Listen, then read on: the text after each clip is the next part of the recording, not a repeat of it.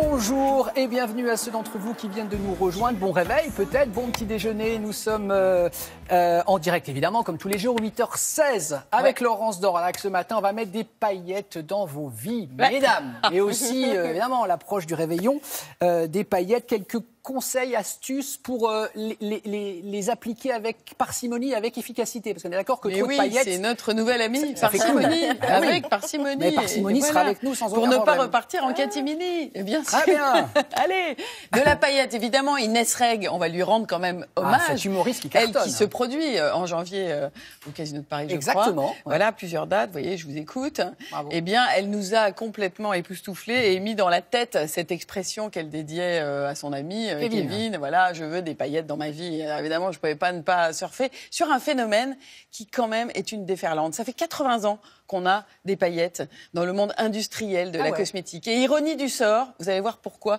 quand on va sortir, comme on dit nous, du reportage, ironie du sort, au départ, les paillettes, c'est un déchet. C'est un déchet recyclé. Ce sont des morceaux de plastique qui ont été transformés en tout petits bouts. Comme quand, vous savez, au bureau, dans certains bureaux, on utilise la machine à broyer le papier pour faire des longs spaghettis de papier. Bah, à l'origine, c'est ça, les paillettes. Du coup, il y en a un petit peu partout. Du coup, il faut savoir les mettre. Du coup, j'ai été voir un pro, Georges, le maquilleur. On l'écoute.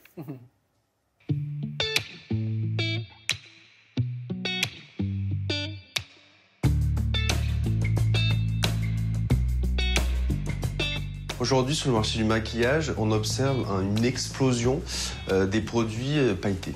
Et pas seulement pendant les fêtes, mais tout au long de l'année.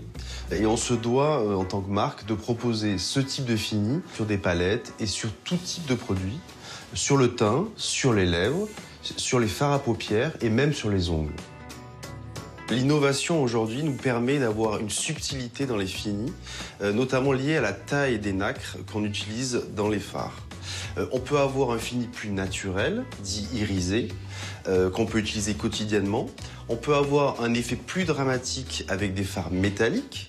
Et bien sûr, le plus dramatique, les fards avec des paillettes plus grosses qui vont être utilisées notamment pour les fêtes. Les paillettes en version discrète font le succès de produits qu'on appelle illuminateurs ou highlighters en anglais. Leur objectif, accrocher la lumière pour créer un effet maquillage mouillé, on dit glowy. On les trouve dans des textures gel, crème et même poudre. On va appliquer l'illuminateur sur le bout du nez. Surtout si vous avez un petit nez, ça va donner un peu de lumière. Très bien.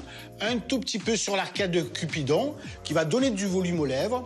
Un tout petit peu sur le menton. On oublie toujours le petit menton, mais ça va apporter un équilibre. Ensuite, vous faites au coin externe de l'œil, d'accord. Vous tirez un trait et vous appliquez légèrement l'illuminateur sur le haut de la pommette. Surtout, ne dépassez pas au niveau des joues, sinon ça va faire trop, ça va apporter trop de lumière.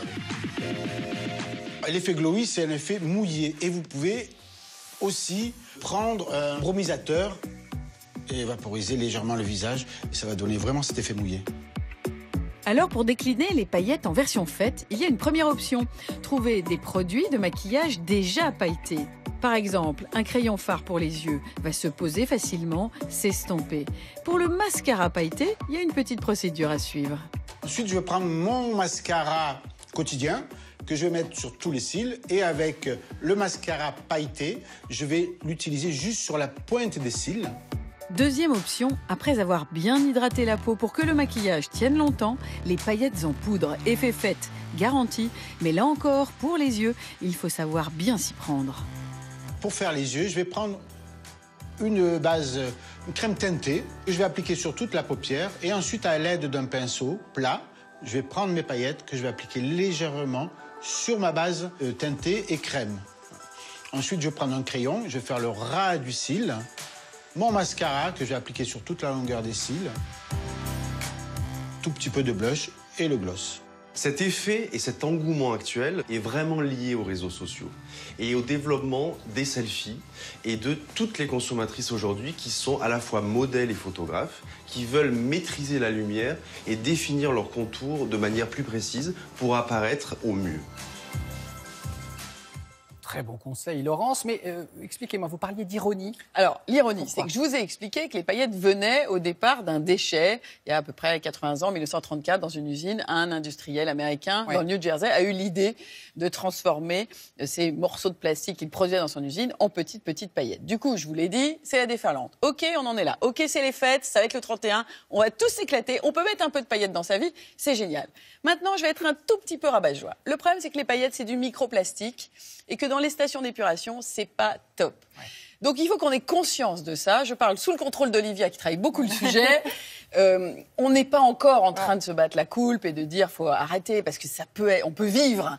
Mais soyons un peu mesurés et réfléchissons. Et moi, ce que je vous propose, c'est 2 choses. La première, c'est que vous qui allez vous maquiller avec un peu de paillettes, faites attention au moment du démaquillage. N'allez pas directement sous la douche. Les paillettes vont passer dans l'eau, station d'épuration. Je vous l'ai dit, c'est pas top. Utilisez bien tous les systèmes de démaquillants qui sont recyclables. C'est le petit geste que vous pouvez déjà faire. Le deuxième geste, c'est de devenir un consomme-acteur, même en maquillage, même pour les paillettes. Donc vous allez voir du côté des industriels s'il y a des paillettes qui sont bio. Et ça arrive et bravo. Et je vais les dire à Melvita, doucement, à la Madina. Jean-Manuel, fais attention avec Fanny parce que je pense qu'elle va briller de mille feux. Alors ça, c'est une houppette qui est chargée en paillettes. Attention, elle va briller comme une boule à facettes. Non, Jean-Manu, ça c'est du vernis. C'est du vernis. Ne touche pas à ce que tu ne connais pas, Jean-Manu. Alors, est-ce que je peux faire mon deuxième conseil ? Bien sûr. Mon deuxième conseil, c'est que, quand même, petit coup de chapeau aux marques qui commencent à travailler la paillette bio, la paillette dégradable et biodégradable. Et ça commence à exister. Alors, je vais les citer. Il y a le travail des Anglais, Lush Cosmétiques, le travail de Français, Melvita, la Manzuna. On peut arriver, en regardant, en s'intéressant, à trouver des paillettes bio. Regardez cette photo qui va apparaître maintenant. C'est une sirène dans les verres. Elle est quand même très joliment maquillée. Eh bien, la matière utilisée sur la gauche, c'est issu d'une société américaine qui peut faire du bio-glitter. Alors, c'est le mot à repérer sur les produits. Glitter, ça veut dire un effet scintillant qui brille, ou le mot glow. Voilà, donc devenez un peu plus acteur aussi du point de vue des paillettes. Merci beaucoup, mais Fanny, elle est encore plus belle. Hein. Ah, et franchement, bravo Jean-Manu, tu l'as bien maquillée. Allez, on va mettre à l'honneur